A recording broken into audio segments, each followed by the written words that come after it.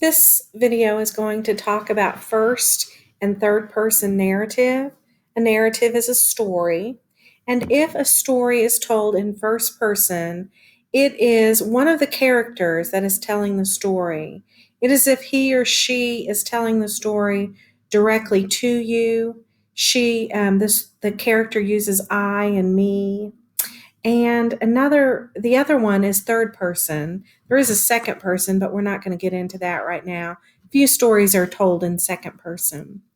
Third person is the author or a narrator seems to be telling the story and uses him, her, he, she, they, etc. So here's an example of first person. When my brother Fudge was 5, he discovered money in a big way. "Hey, Pete," he said one night as I was getting out of the shower, "how much would it cost to buy New York?"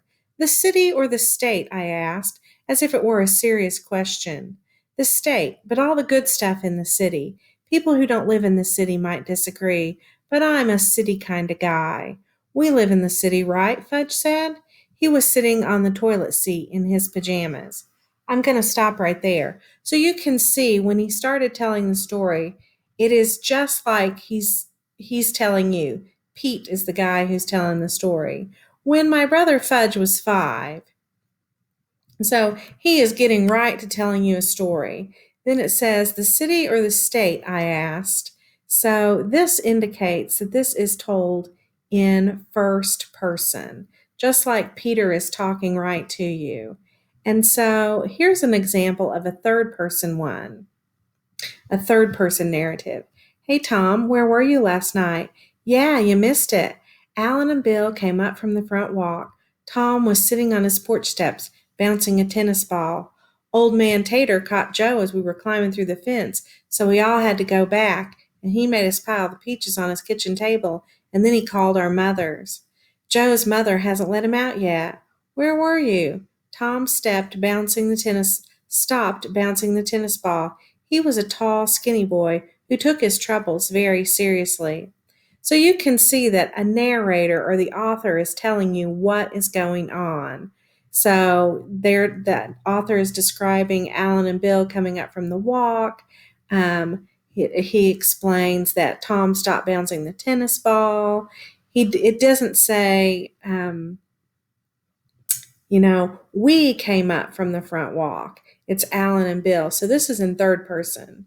So I'm going to read this next one, and I want you to see if you can figure out whether it is someone telling the story to you, just like they were standing there in front of you talking to you.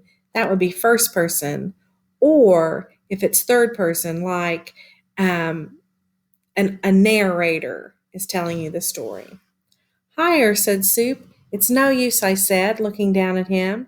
"We're just going to have to add one more barrel."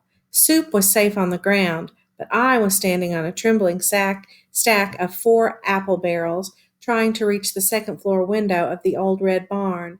"Try jumping," Soup told me. "I'm falling. I'll fall and bust my butt."